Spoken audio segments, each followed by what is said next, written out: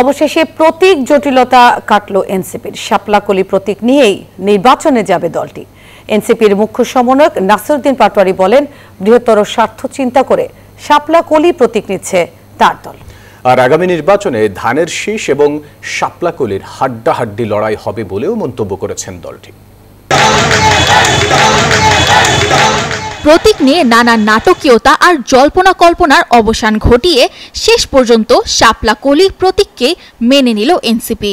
নিবন্ধনের শুরু থেকেই দলটি যে নামেই হোক শাপলা প্রতীক দাবি করেছিল, তবে নির্বাচন কমিশন জানিয়েছিল শাপলা প্রতীক দেওয়ার সুযোগ নেই। পদ্মা সেতু, মেট্রো রেল এবং এলিভেটেড এক্সপ্রেসওয়ে নির্মাণের গর্বিত অংশীদার বসুন্ধরা সিমেন্ট। এখন আগের অবস্থান থেকে সরে এসে ইসি নির্বাচনী প্রতীকের তালিকায় শাপলা-কলি সহ 3টি নতুন প্রতীক যুক্ত করে গ্যাজেট প্রকাশ করে। এনসিপিকে শাপলা-কলি দেওয়া হলে প্রথমে প্রত্যাখ্যান করলেও রোববার দুপুরে ইসির সাথে বৈঠক শেষে শাপলা-কলি প্রতীক মেনে নেয় এনসিপি। আমরা শাপলা-কলি নিব।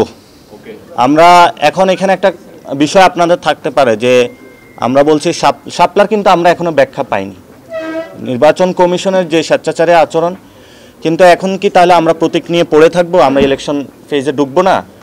তো সেই জায়গা থেকে আমরা বৃহত্তর স্বার্থ চিন্তা করে এই ডিসিশনটা নিচ্ছি।